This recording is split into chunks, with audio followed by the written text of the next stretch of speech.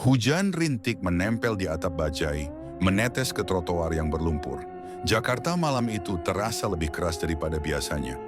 Lampu jalan yang remang redup melemparkan bayangan panjang ke jalanan sempit, dan bau bensin bercampur sampah menempel di udara. Naryo mengerem perlahan saat melewati genangan air, menatap pantulan lampu yang berpendar di permukaan hitam. Tubuhnya pegal, bau sakit, wajah letih memelas. Malam ini, seperti malam-malam sebelumnya, hanya ada dirinya, bajai, dan jalan yang tak pernah ramah. Di kursi depan, setir terasa berat di tangannya, bukan karena bajai, tapi karena hidupnya sendiri. Di rumah, Lastri terbaring lemah di ranjang sempit, tubuhnya kurus kerempeng karena kanker yang perlahan menggerogoti paru-parunya. Setiap batuk membuatnya terseduh, sesak napas menghantamnya seperti palu tak terlihat, dan wajahnya yang pucat menatap langit-langit dengan mata yang lelah. Di sampingnya, Budi, anaknya yang ringkih, terbaring lemah dengan demam tinggi akibat imun tubuhnya yang rapuh. Kulitnya panas dan basah oleh keringat, tubuhnya gemetar, dan setiap hembusan napas kecil terdengar seperti jeritan. Naryo membayangkan tangan kecil Budi meraih udara, mencari kehangatan ayahnya. Sementara ia jauh di jalanan yang basah dan gelap. Dada Naryo sesak, rasa bersalah mencekik, menyadarkan bahwa ia tidak cukup melindungi keluarga yang paling ia cintai. Naryo menelan ludah, menahan rasa putus asa. Aku harus bisa, setidaknya cukup untuk mereka, gumamnya dalam hati, tapi kata-kata itu terasa hampa. Naryo memikirkan hari-hari yang telah lewat, tagihan yang menumpuk, hutang kecil yang menunggu, obat yang harus dibeli untuk Lastri, vitamin untuk Budi. Ia menutup mata sesaat, membiarkan kenangan sederhana tentang keluarganya menempel. Senyum Budi saat pagi, tangan Lastri yang lemah tapi menenangkan. Semua itu seakan jauh, tertelan gelapnya malam, dan ia merasa tidak pernah cukup untuk mereka. Jalanan malam semakin sepi, hanya suara hujan yang menimpa atap bajai. Bayangan gedung-gedung tua menyapu sisi jalan, menambahkan nuansa suram yang menekan. Naryo menarik napas panjang, menatap ke depan, merasakan tubuhnya yang pegal dan hati yang berat. Ia menekan gas perlahan, bajai meluncur di jalanan licin. Hujan, lampu temaram, genangan air, bayangan kota, semua menekan pikirannya, menekan tubuhnya, menekan jiwanya. Ia memikirkan Lastri dan Budi lagi, menyesali diri karena tidak mampu lebih, karena hidup mereka terperangkap oleh kekurangan dan malam yang panjang. Malam itu, Naryo hanyalah seorang pria lelah, terhimpit dan rapuh, seorang manusia kecil yang hidup di kota besar yang kejam, menunggu sesuatu yang tidak ia ketahui, sesuatu yang akan mengubah segalanya. Hujan malam itu mulai menebal, menetes deras di atap bajai, membasahi jaket Naryo yang tipis dan menempel ke punggungnya. Jalanan Jakarta 1995 semakin sepi. Trotoar berlubang, genangan air bercampur sampah, lampu jalan yang remang membuat bayangan gedung tua menari-nari di permukaan basah. Bau sampah menyengat, menusuk hidung, membuat napas terasa berat. Tubuh Naryo pegal, bahu sakit, kaki hampir mati rasa karena terus menekan pedal rem dan gas dalam ritme yang melelahkan. Ia mengerem pelan, menatap pantulan lampu di genangan air, merasa seolah kota ini menelannya hidup-hidup. Bajai Naryo melintas di depan sebuah gedung tua yang sudah lama ditinggalkan. Catnya mengelupas, jendela-jendela pecah, dan pintu yang berderit terbuka sedikit seakan mengundang siapapun masuk. Kabut hujan menyelimuti gedung itu, membuat bayangan gelap menempel di dinding retak seperti sosok yang mengintai. Konon, gedung itu dihuni arwah penasaran. Suara-suara aneh sering terdengar saat malam, dan siapapun yang melewatinya merasa seolah ada mata yang menatap dari dalam. Naryo menahan napas, memutar setir sedikit agar bajainya menjauh. Namun rasa takut yang menusuk dada membuatnya sulit melepaskan pandangan. Udara dingin membeku di kulitnya, dan setiap tetes hujan terasa menekan lebih dalam, seolah malam itu sendiri memperingatkan sesuatu yang akan datang. Di sisi jalan, sosok wanita muncul tiba-tiba. Pakaian merah gelapnya tampak basah menempel di tubuh rampingnya, rambut hitam panjang menutupi sebagian wajah, tapi matanya tetap menatap tajam ke arah Naryo. Aura dingin menyelimuti tubuhnya. Sesuatu dalam cara berdirinya terasa tidak manusiawi. Ia melambaikan tangan, meminta diantar jauh, menawarkan bayaran besar. Naryo menelan ludah, detak jantungnya cepat. Kecurigaan samar muncul di benaknya. Tapi bayangan tagihan yang menumpuk, Lastri yang lemah, dan budi yang ringkih memaksa dia menerima. Ia menekan gas, bajai meluncur menembus hujan dan gelap. Hujan deras membuat baju merah gelapnya menempel sempurna di tubuh rampingnya. Membentuk lekuk pinggang yang halus, dada yang menonjol, dengan jelas nampak berkilau karena basah, dan paha yang tampak lentur di balik kain basah. Setiap gerakan kecilnya membuat tetesan air menetes perlahan di kulitnya yang pucat, seolah menari mengikuti ritme tubuhnya. Rambut panjang hitamnya basah, menempel di leher dan bahu, menambah kesan liar dan memikat. Tatapan matanya begitu tajam, senyumnya tipis namun penuh misteri, memaksa Naryo menahan napas. Aroma tubuhnya yang lembab namun memikat menyelimuti kabin bajai, membuat setiap detik perjalanan terasa seperti tarikan magnet yang sulit ia hindari. Hujan, gelap, dan tubuh wanita itu berpadu menjadi godaan yang hampir nyata, menekan Naryo antara rasa takut dan nafsu yang tak tertahankan. Percakapan singkat mereka dimulai. Suara wanita lembut, nada penuh pesona, tapi ada getaran asing yang membuat bulu kuduk Naryo merinding. Setiap kata seolah menyisipkan sesuatu yang tidak bisa dijelaskan. Naryo berusaha fokus pada jalan, tapi matanya terus melirik ke arah penumpang itu, merasa ada yang aneh pada tubuhnya. Langkah kaki wanita itu terlalu sunyi, tatapannya terlalu tajam, dan senyum tipisnya seperti menahan rahasia gelap.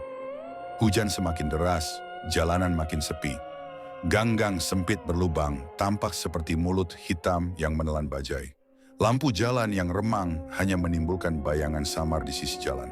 Sesekali terdengar suara benda jatuh, gemerisik plastik atau ranting patah, membuat Naryo menegangkan tubuhnya, menelan rasa takut yang menempel di perut. Udara dingin membeku di kulitnya, dan ia mulai menyadari ada sesuatu yang tidak normal dengan wanita itu. Ini salah, tapi aku butuh uang, aku tidak punya pilihan. Ingatan akan Lastri yang sakit, budi yang ringkih, menghantamnya dengan rasa bersalah yang mencekik, tapi godaan dan kebutuhan mendesak membuatnya menelan rasa bersalah itu. Wanita itu menundukkan wajahnya dekat ke telinga Naryo. Suaranya lembut tapi menggoda, seolah menembus setiap lapisan pikirannya. "Namaku Imas, Bang. Kamu lelah kan? Biarkan aku menghapus semua penatmu malam ini," bisiknya. Napasnya hangat mengenai kulit Naryo. Setiap kata yang keluar seperti mantra, membingungkan akal sehatnya, menimbulkan rasa bersalah sekaligus keinginan yang tak tertahankan. Ia membisikkan ajakan yang samar tapi memikat. "Hanya malam ini, tidak ada yang melihat. Aku hanya ingin membuatmu merasa nyaman." Membuat Naryo hampir tak mampu menahan diri. Tangan wanita itu perlahan menyentuh lengan Naryo, menelusuri bahunya dengan ringan, sampai sesekali menyentuh punggungnya saat bajai melaju di genangan air.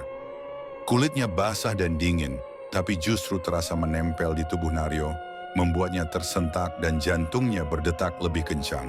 Setiap gesekan sengaja atau tidak sengaja, setiap langkah tubuh yang menempel menimbulkan ketegangan yang membakar seluruh indera Naryo. Hingga akhirnya tangan Imas meraba menuju paha Naryo. Remasan halus menambah intensitas godaan Imas terhadap Naryo. Ia sadar itu salah. Ia punya Lastri dan budi di rumah. Tapi dorongan nafsu dan tekanan hidup membuatnya hampir kehilangan kontrol. Terjebak antara rasa bersalah dan hasrat yang membara. Imas mulai berani memajukan tubuhnya hingga memeluk Naryo dari belakang. Pelayan dan ciuman halusnya tak hentinya menggoda Naryo. Sapuan lidah dingin itu seakan membius Naryo dan menghapus batasan moral dan birahi. Ketegangan meningkat. Hujan, gelap, jalan sepi, dan sosok Imas yang misterius itu menciptakan rasa mencekam yang tak bisa ia lepaskan. Naryo tahu ada sesuatu yang salah tapi tidak tahu apa. Ia menelan ludah, menekan gas lagi, bajai meluncur ke depan, membawa dia jauh dari kota yang keras, jauh dari lampu temaram, jauh dari kenyamanan, dan perlahan menuju mimpi buruk yang menunggu. Naryo membawa Imas menjauh dari jalan raya yang sepi, menembus semak-semak gelap yang basah oleh hujan malam. Udara lembab menempel di kulitnya, dingin menembus jaket tipisnya, tapi detak jantungnya berdebar kencang oleh kehadiran Imas yang mendesak tubuhnya ke sisi bajai. Setiap tatapannya, setiap senyum tipisnya membuat Naryo hampir kehilangan kendali. Campuran rasa bersalah, ketegangan, dan hasrat membakar seluruh inderanya. Semak rapat menutup mereka dari pandangan jalan, menciptakan rasa terisolasi yang mencekam sekaligus membangkitkan gairah terlarang. Imas mendekat, rambut basahnya menempel di leher dan bahu Naryo. Bibirnya menyentuh telinga Naryo, napas hangatnya menusuk hingga ke tulangnya. "Kamu lelah, biarkan aku membuatmu nyaman," bisiknya, suaranya mendesah lembut namun penuh arti. Tangannya tak lagi sekadar meraba lengan Naryo, namun perlahan turun ke bawah dengan penuh nafsu. Jari-jarinya menelusupi setiap lekuk tubuh Naryo. Kulit basahnya menempel erat, membuat Naryo terengah-engah, tubuhnya menegang, jantung berdetak liar. Ia tahu ini salah, ia punya Lastri dan Budi, tapi dorongan yang menguasainya terlalu kuat untuk dilawan. Di tengah semak gelap, Imas menekan tubuhnya lebih dekat, ia melepas pakaian basahnya, sehingga nampaklah lekuk tubuh setengah basah milik Imas. Bentuk tubuh yang terlalu sempurna, ukuran dan warna yang presisi. Dengan penuh nafsu Imas menerjang tubuh Naryo, hingga Naryo bisa merasakan setiap lekuk tubuhnya yang hangat dan basah. Bibirnya berpindah dengan penuh keyakinan, menyapu dada, perut dan pinggang Naryo, lalu turun lebih rendah, menekan-nekan paha dan pangkal pahanya. Sentuhan kulit basahnya mengalirkan panas ke seluruh tubuh Naryo, membuatnya gemetar tak tertahankan. Desahan lembut Imas bercampur dengan suara hujan yang menimpa semak, menciptakan atmosfer sensual sekaligus penuh ketegangan fisik. Naryo hanya bisa menahan gejolak kenikmatan yang tak pernah ia rasakan dalam hidupnya. Imas memiringkan tubuhnya, menekan pinggulnya ke Naryo dengan gerakan mendesak. Gesekan basah kulit mereka membuat napas Naryo tersengal pendek. Bibir mereka bertemu dalam ciuman yang dalam dan penuh nafsu. Lidah mereka saling menjajaki dengan intensitas yang memuncak. Tangan Imas menjalar ke perut Naryo, lalu ke pinggang, membuka kancing celananya dengan gerakan cepat. Naryo merasakan tangan Imas masuk ke dalam, menyentuh bagian paling sensitifnya, membuatnya mendesah keras. Ia menarik Naryo semakin dekat, menguasai setiap gerakannya, sementara hujan yang deras membuat pakaian mereka menempel, menambah sensasi panas dan ketegangan fisik yang hampir meledak. Keduanya pun menyatu dalam pelukan. Naryo merasakan kehangatan yang aneh di suasana dingin malam itu. Gerakan statis Naryo yang maju mundur maupun naik turun menimbulkan suara yang berisik dari bajai tua Naryo. Namun semua itu lenyap ditelan suara hujan dan desahan kedua insan itu, atau salah satunya. Di sela desahan dan bisikan, Naryo sempat tersadar. Ia tengah melakukan sesuatu yang salah, terlarang, namun tubuhnya sudah terlalu terjebak. Setiap gerakan Imas di semak gelap menimbulkan sensasi yang membakar, memadukan rasa takut dan hasrat menjadi satu. Ia merasakan ketegangan psikologis, rasa bersalah menghantamnya, tapi tubuhnya tak mampu melepaskan diri dari genggaman Imas. Semak dan hujan seolah menahan mereka, menambah rasa terperangkap, membuat percumbuan ini terasa lebih intens, lebih vulgar, dan lebih brutal dari sebelumnya. Kelelahan yang begitu dalam, campur aduk antara kepuasan jasmani dan beban dosa, akhirnya menyeret Naryo ke dalam lubang tidur yang pendek dan gelisah. Kepalanya masih penuh dengan bayangan Imas, dengan sensasi sentuhan dan desahan yang masih terasa hangat di kulitnya. Dalam pelukan kabut kepuasan itulah, ia terlelap, tubuhnya lunglai bersandar pada rangka bajai yang dingin. Hujan yang telah berubah menjadi rintik-rintik kecil membasahi tubuhnya yang tak lagi menghiraukan dunia. Tidurnya hanya berlangsung sekejap, seperti lompatan waktu di dalam mimpi buruk. Matanya terbuka tiba-tiba, ditarik oleh sebuah kesadaran tajam yang menusuk nalarnya. Namun dunia yang disambutnya bukan lagi semak-semak gelap yang melindungi rahasianya. Sebuah dingin yang asing bukan berasal dari udara malam atau jaketnya yang basah, tapi sebuah kedinginan yang merambat dari dalam dirinya sendiri, menyergapnya. Pandangannya masih berkunang-kunang, menatap ke arah sumber teror yang baru saja ia sadari. Di sana, teronggok sebuah bentuk yang hancur berantakan. Butuh beberapa detik bagi otaknya untuk memproses, untuk mengenali sisa-sisa logam yang remuk dan terpelintir itu adalah bajainya sendiri. Kendaraan yang selama ini menjadi tumpuan hidupnya, sumber nafkah untuk Lastri dan Budi, kini tak lebih dari onggokan besi tua yang cacat. Cat oranye yang dulu mencolok sekarang terkelupas, coreng-moreng oleh goresan hitam dan noda coklat tua yang mengerikan. Hati Naryo berdebar kencang, sebuah insting purba memperingatkannya akan bahaya. Dengan langkah gontai, kakinya yang terasa bagai dijejali timah, maju mendekati puing pandangan itu. Setiap langkah terasa berat, seolah melawan arus ketakutan yang deras. Bau besi berkarat, bensin tumpah, dan sesuatu yang lain, sesuatu yang manis dan busuk sekaligus, memenuhi hidungnya, membuatnya ingin muntah. Saat ia sampai di samping reruntuhan bajai, pandangannya tertuju ke dalam kabin yang hancur itu. Dan di sanalah sumber segala kengerian itu berada.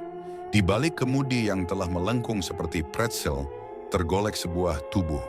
Tubuh itu telanjang, persis seperti kondisi dirinya saat ini. Kulitnya yang pucat bagai lilin, bersimbah dalam cairan kental yang membuat Naryo bergidik. Darah yang sudah menghitam mengering, bercampur dengan lumpur dan sesuatu yang lain, mungkin sisa-sisa organ dalam.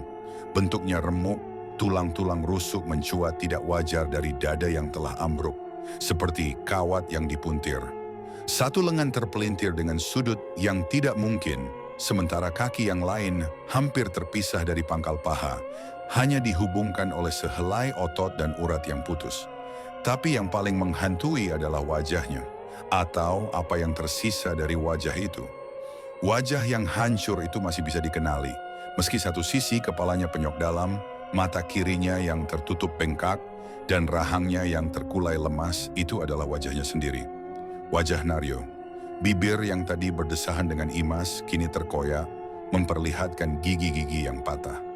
Rambutnya yang basah oleh keringat dan hujan, kini lengket oleh darah yang mengering. Naryo terdiam, membeku. Pikirannya berputar-putar mencoba mencari logika dalam kekacauan ini. Ini mustahil. Ini mimpi. Jika itu adalah dirinya yang terbaring hancur di dalam bajai, lalu apa yang sedang berdiri di sini melihat semua ini? Dengan tatapan kosong, matanya beralih dari tubuhnya yang remuk itu ke sekeliling. Baru sekarang ia menyadari lingkungannya. Mereka tidak jauh dari rel kereta api, rel yang besinya berkilat samar oleh cahaya bulan yang tersibak. Di dekat reruntuhan bajai, terdapat jejak panjang pengereman yang dalam di tanah, dan serpihan kaca serta plastik yang bertebaran menceritakan sebuah tabrakan, sebuah benturan dahsyat dengan sesuatu yang besar dan tak terhindarkan. Tiba-tiba suara-suara mulai memecah kesunyian. Suara langkah kaki terburu-buru, teriakan, dan kemudian deru mesin kendaraan yang tidak dikenali. Sinar lampu sorot yang terang menyapu kegelapan, membuat siluet Naryo yang tak berdaging itu tampak jelas. Orang-orang berdatangan, petugas rel, polisi, dan warga yang penasaran dengan keributan itu. Mereka berlarian, berbicara dengan suara-suara tegang yang tidak bisa Naryo pahami dengan jelas. Beberapa orang mendekati bajai yang hancur, wajah mereka berkerut melihat pemandangan mengerikan di dalamnya. Seorang petugas polisi mengangkat radio, berbicara tentang kecelakaan tunggal dan korban tunggal. Kata-kata itu menggema di telinga Naryo. Seorang petugas paramedis berjongkok di dekat bajai, memeriksa tubuh yang hancur itu. Dengan kepala menggeleng, ia berkata kepada rekannya. Suaranya lantang dan jelas menusuk kesadaran Naryo. Sudah tidak ada tanda-tanda kehidupan. Korban tewas di tempat. Kemungkinan tertabrak kereta beberapa jam yang lalu. Tertabrak kereta beberapa jam yang lalu. Kalimat itu menghujam seperti pukulan godam. Seketika semua puzzle yang kacau itu tiba-tiba tersusun rapi menjadi gambar yang utuh dan mengerikan. Percumbuan dengan imas di semak-semak, sensasi panas dan nafsu yang tak tertahankan. Semua itu hanyalah bayangan terakhir, sebuah kilas balik dari seorang arwah yang belum menyadari takdirnya. Ia telah mati, ia telah tewas dalam kecelakaan mengerikan sebelum, atau mungkin justru saat pikirannya melayang ke dalam pelukan terlarang imas. Naryo atau arwahnya terduduk lunglai di tanah. Ia menatap kosong ke arah tubuhnya yang remuk, disinari lampu sorot yang membuat pemandangan itu semakin surreal dan tak tertahankan. Ia sudah mati. Dan kenyataan pahit itu lebih menghancurkan daripada segala bentuk kehancuran fisik yang bisa dibayangkan. Kenyataan pahit menghantam Naryo ketika petugas mengangkat tubuhnya yang remuk ke dalam karung mayat. Frustasi dan kemarahan menyala-nyala dalam dirinya. Ia memaki kebodohannya sendiri yang tergoda oleh Imas, hingga tewas dalam keadaan tak terhormat. Kemarahan itu beralih pada Imas. Apakah wanita itu iblis yang sengaja menjerumuskannya? Rasa jijik dan amarah membakar jiwa yang sudah tak bernyawa ini. Penyesalan yang lebih dalam menyergap. Ia teringat Lastri yang setia menunggu dan Budi yang masih kecil. Siapa yang akan membiayai sekolah Budi? Siapa yang akan melindungi mereka? Rasa sakit karena telah mengkhianati keluarga lebih menyiksa daripada kematiannya sendiri. Dari keputusasaan itu, lahirlah tekad membara. Ia harus balas dendam pada Imas. Perempuan itu harus menebus dosa telah merenggut nyawanya dan menghancurkan keluarganya. Sebagai arwah baru, Naryo terikat di sekitar lokasi kematiannya. Ia bergentayangan di sepanjang rel kereta, menyaksikan sisa-sisa bajainya yang berserakan. Dunia terasa seperti kabut, suara-suara sayup dan teredam. Setiap kali mencoba meninggalkan area ini, ia menghadapi dinding tak kasat mata yang melemparkannya kembali. Dengan memusatkan seluruh kebencian dan tekad balas dendamnya, Naryo menyelaraskan getaran jiwanya dengan emosi negatif itu. Setelah beberapa kali gagal, akhirnya ia berhasil menerobos batas yang tak terlihat itu. Kebebasan yang ia rasakan terasa pahit, kini ia benar-benar menjadi arwah gentayangan. Langkah pertamanya adalah mencari Imas. Di mana harus mulai? Apakah Imas hantu atau manusia? Naryo memutuskan kembali ke tempat mereka pertama kali bertemu, mencari jejak energi perempuan itu. Pencariannya membawanya memasuki dimensi kota yang gelap, dunia yang hanya bisa dilihat oleh para arwah seperti dirinya. Setiap langkahnya diwarnai tekad tak tergoyahkan. Ia akan menemukan Imas dan membuatnya membayar mahal untuk semua yang telah terjadi. Jiwa yang penuh penyesalan ini kini berubah menjadi pembalasan yang berjalan dalam kegelapan. Dengan segala kebencian dan tekad balas dendam yang menggerakkan jiwanya, Naryo melesat menerobos kegelapan kota. Sebuah tarikan halus, seperti sisa-sisa energi erotis, sekaligus maut yang pernah melekat padanya, memandu langkahnya. Ia berhasil di sebuah persimpangan sepi yang mirip dengan tempat ia pertama kali menemui ajal. Sosok itu kembali muncul. Imas. Namun, kali ini, Naryo bukanlah korbannya. Di hadapan Imas berdiri seorang lelaki lain, seorang supir bajai yang terlihat lelah dan lengah. Persis seperti dirinya dulu, Naryo menyaksikan Imas mendekati lelaki itu dengan senyum dan gerak tubuh yang sama menggoda, membisikkan rayuan yang sama mematikan. Darahnya mendidih. Tanpa pikir panjang, Naryo menyergap. Dengan kekuatan arwah yang dipicu amarah, ia mencengkeram lengan Imas. Sentuhannya dingin dan tak bernyawa. "Lepaskan!" teriak Naryo, suaranya bergema aneh di dimensi mereka. Ia menyeret Imas dengan paksa, menjauh dari calon korbannya, dan melemparkan wanita itu ke dalam sebuah gedung tua tak berpenghuni yang angker. Di dalam ruangan kosong yang dipenuhi debu dan bayangan itu, Imas berubah. Rona menggoda di wajahnya luntur dalam sekejap, digantikan oleh pucatnya kematian. Kulit wajahnya retak dan mengelupas, memperlihatkan jaringan hitam di bawahnya. Salah satu matanya melotot keluar dari bonggolnya, menggantung oleh urat-urat yang putus, sementara mata lainnya menyala dengan cahaya hijau kebencian. Bibirnya yang dulu merah merona sekarang terkoyak, memperlihatkan gigi-gigi runjang yang tajam dan menghitam. Ia adalah siluman kematian dalam wujudnya yang paling mengerikan. "Lihatlah aku, Naryo, inilah wujud asliku." Desisnya, suaranya berubah menjadi parau dan bersuara ganda, menusuk telinga. Namun, Naryo hanya berdiri tegak. Jiwanya yang sudah mati tidak lagi bisa merasa takut pada monster. "Aku sudah mati, Imas. Tidak ada lagi yang bisa kau ancam." Hardiknya, suaranya penuh kebencian yang lebih dalam daripada ketakutan manapun. "Kau hancurkan hidupku, kau pisahkan aku dari istri dan anakku." Dengan teriakan kemarahan yang meledak, Naryo menerjang. Imas dengan cakar-cakar panjang dan tajam yang muncul dari jemarinya membalas. Mereka bergumul di dalam gedung tua itu, dua arwah penuh dendam yang saling mencabik. Tubuh mereka yang tak lagi nyata saling bertubrukan, menghantam dinding dan melintasi benda-benda usang. Tidak ada darah yang tertumpah, hanya energi gelap yang berhamburan setiap kali mereka bersentuhan. Naryo berjuang bukan untuk hidupnya yang sudah hilang, melainkan untuk keadilan dan penebasan rasa sakit yang tak tertahankan. Pertarungan antara arwah penggoda dan arwah pendendam baru saja dimulai. Dendam Naryo bergejolak liar, bercampur aduk dengan depresi mendalam yang mengikis jiwanya. Setiap pukulan yang ia lancarkan kepada Imas terasa seperti pelampiasan atas segala penyesalannya. Pada kematiannya, pada keluarganya yang ditinggalkan, pada dirinya sendiri yang lemah. Kenapa? Kenapa kau lakukan ini padaku? Teriaknya suara parau penuh keputusasaan. Melihat amarah Naryo begitu membara dan tak tergoyahkan oleh wujud mengerikannya, Imas menyadari ia tak bisa melawan dengan kekuatan fisik semata. Di tengah gumulan ekspresi wajahnya yang hancur tiba-tiba berubah. Cahaya hijau di matanya meredup, digantikan oleh kilauan genit yang dulu ia kenal. Wajahnya yang mengerikan seolah tersapu ilusi, kembali menampakkan pesona sensual yang mematikan. Naryo! Bisiknya tiba-tiba lembut dan menggoda. Kau pikir kematianmu mengubah apapun, kau masih lelaki yang sama, lelaki yang mendambakan pelarian. Naryo makin emosi. Diam, jangan main-main denganku lagi. Namun Imas tak menyerah. Ia mendekat dan seketika pemandangan di sekitar mereka berubah. Gedung tua yang angker seolah memudar, digantikan oleh kamar mewah dengan lampu temaram. Imas kini tampak sempurna, mengenakan pakaian yang menggoda, kulitnya bercahaya. Ia menciptakan ilusi visual yang sangat memikat. Tangannya yang halus sekarang terlihat utuh dan indah, menyentuh dada Naryo, mengalirkan sensasi aneh, campuran antara dinginnya kematian dan gelora nafsu yang membara. Kau lihat Naryo? Bisik Imas, napasnya seolah menghangatkan kulit Naryo.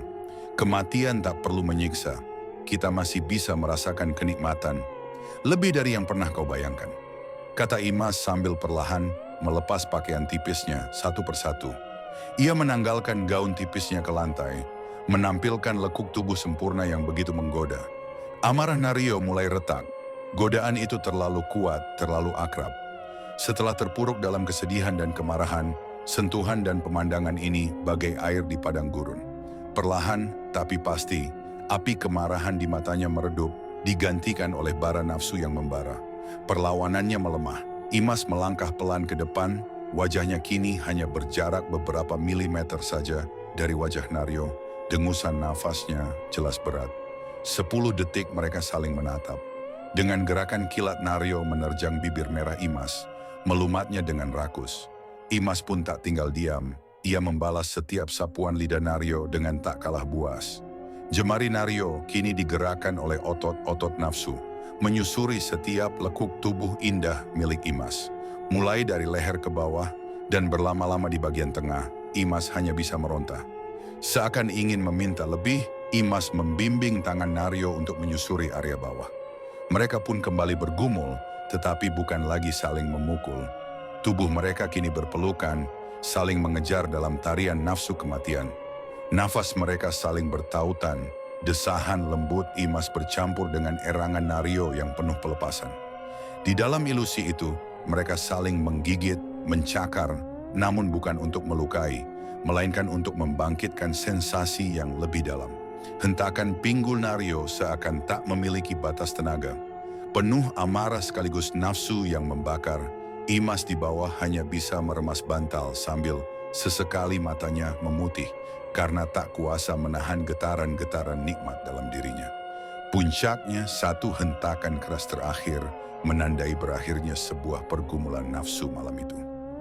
Mereka melenguh bersama, melepaskan segala energi yang tertahan dalam gelora nafsu yang gelap dan penuh keputusasaan. Saat lenguhan itu mereda, ilusi pun runtuh seketika. Kembalilah mereka ke gedung tua yang gelap dan berdebu. Imas tersenyum puas sementara Naryo tersentak sadar. Ia melihat sekelilingnya, mengingat segalanya, kematiannya, istri dan anaknya, serta pengkhianatan yang baru saja ia lakukan lagi, bahkan setelah mati. Tidak, raung Naryo. Kemarahan yang lebih dalam dan lebih pahit dari sebelumnya membakar jiwanya. Ia telah terjatuh ke dalam lubang yang sama untuk kedua kalinya. Dan kali ini, rasa bersalahnya tak terkira. Kesadaran kembali menghantam Naryo bagai air dingin. Dia melihat sosok Imas tersungkur di bawah tubuhnya, senyum puas dan kemenangan masih terpancar di wajahnya yang rusak itu. Ekspresi itu membuat amarahnya meledak lagi. "Kau, dia!" teriak Naryo, suaranya parau penuh kebencian. Dengan segala energi sisa yang dipicu rasa malu dan jijik pada dirinya sendiri, kedua tangannya mencengkeram kepala Imas. Tanpa amal, tanpa keraguan, ia membenturkan kepala itu ke lantai beton yang keras. Brak, brak, brak. Suara benturan keras dan berulang memenuhi ruangan kosong itu. Tengkorak Imas remuk di bawah genggaman Naryo, persis seperti buah semangka yang pecah berantakan. Isinya yang gelap dan tak berbentuk meleleh keluar, membasahi lantai berdebu. Tubuh Imas sempat kejang beberapa saat sebelum akhirnya tak bergerak. Naryo bangkit, tubuh arwahnya gemetar hebat. Dia memandangi tangan kosongnya, lalu menatap mayat Imas yang sudah tak berbentuk. Air mata keputusasaan mengalir deras di pipinya. "Apa yang telah kulakukan?" Ratapnya terisak. "Bahkan setelah mati aku masih binatang yang lemah." Namun sebelum kesedihannya mencapai puncak, sesuatu yang mengerikan terjadi. Dari tubuh Imas yang rusak itu, kabut hitam mulai berkumpul. Perlahan tapi pasti, tengkoraknya yang hancur menyatu kembali. Kulit dan wajahnya yang rusak pulih seperti lilin yang dipanaskan. Dalam hitungan detik, Imas sudah kembali utuh. Sama menggoda dan memesona seperti saat pertama kali Naryo melihatnya. Dia bangkit dengan gerakan anggun, lalu mendekati Naryo yang masih terduduk lesu di lantai. Imas duduk di samping Naryo, tubuhnya bergelayut mesra. Kali ini Naryo tidak lagi bereaksi. Dia terlalu hancur oleh penyesalan dan kelelahan batin untuk mengusirnya. "Sudahlah," bisik Imas, suaranya lembut seperti embun. "Kita sama-sama terjebak di sini. Aku memang menyesal telah menyebabkan kematianmu, Naryo." Dia berhenti sejenak menatap wajah Naryo yang masih tertunduk. "Tapi aku tidak bisa berbohong," lanjut Imas, suaranya bergetar samar. "Aku bahagia akhirnya memiliki teman di kesendirian yang abadi ini." Naryo perlahan menoleh, matanya yang basah penuh kebingungan. Kata-kata itu yang diucapkan dengan nada tulus yang tak terduga menusuk langsung ke dalam jiwanya yang terluka. Hari berganti bulan, bulan berganti tahun, dan tahun pun berganti menjadi dasawarsa. Jakarta 2025. Kota yang tak pernah benar-benar tidur ini telah berubah wajah. Kemacetan masih sama parahnya, namun kini diselingi oleh deruman senyap motor listrik dan mobil otonom yang meluncur di jalur khusus.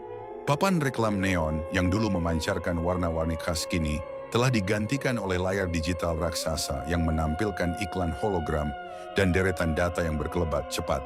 Gedung-gedung pencakar langit baru dengan fasad kaca dan baja menjulang tinggi, menciptakan ngarai buatan manusia yang dingin dan bersih. Suasana kota terasa lebih steril, lebih efisien, namun juga lebih impersonal. Gedung tua tempat Naryo dan Imas bergumul dahulu telah lama dirombak. Dindingnya yang berdebu dan pecah telah diganti dengan dinding kaca dan panel beton bertulang. Ruang kosong yang dulu menjadi saksi bisu pertarungan dan percumbuan mereka, kini telah berubah menjadi co-working space yang terang benderang, dipenuhi anak-anak muda dengan pakaian casual yang sibuk dengan laptop dan gadget terbaru. Suara langkah kaki dan obrolan bisnis menggantikan kesunyian yang dulu bersemayam. Namun di balik kilau modernitas itu, di antara celah-celah gelap yang tak terjamah cahaya lampu LED, hawa kehadiran Naryo dan Imas tak pernah benar-benar redup. Mereka masih ada, dua arwah yang terjebak, gentayangan di tempat yang sama, namun telah ditelan oleh zaman. Hari-hari Naryo kini diisi oleh keabadian yang monoton. Cumbuan tanpa batas dan penuh nafsu bersama Imas dalam dimensi tak kasat mata. Namun hubungan mereka telah berevolusi. Di satu sisi, Naryo masih terikat oleh hasrat gelap yang ditenun Imas. Di sisi lain, ia telah mengambil peran sebagai penjaga. Ia menghabiskan sisa keabadiannya dengan berusaha mengontrol Imas, membujuk, dan terkadang memaksanya untuk tidak terlalu sering berburu korban manusia baru. Dunia telah berubah. Suasana Jakarta yang semakin terang, serba cepat, dan individualis tidak lagi mendukung bagi arwah seperti Imas untuk leluasa menggoda dan memangsa. Kesepian manusia modern kini disembuhkan oleh gadget dan dunia virtual, bukan oleh bayangan di sudut gelap jalan. Calon-calon korban Imas kini lebih sulit ditemukan. Mereka sibuk dengan layar ponsel mereka, bahkan saat berjalan sendirian di malam hari. Dan Naryo, ia telah berubah dari arwah yang penuh amarah dan penyesalan menjadi hantu yang pasrah. Ia adalah penjaga bagi satu-satunya makhluk yang memahaminya dalam keterkutukan ini, sekaligus tahanan bagi nafsunya sendiri. Ia terjebak selamanya dalam wujud hantu yang mendampingi Imas, bukan sebagai kekasih, bukan juga sebagai musuh, tetapi sebagai satu-satunya pengingat akan masa lalu mereka yang kelam dalam sebuah kota yang telah melupakan mereka. Dua jiwa yang terdampar di pinggiran waktu, mengarungi keabadian yang hampa di antara gemerlap kota yang tak lagi peduli pada hantunya.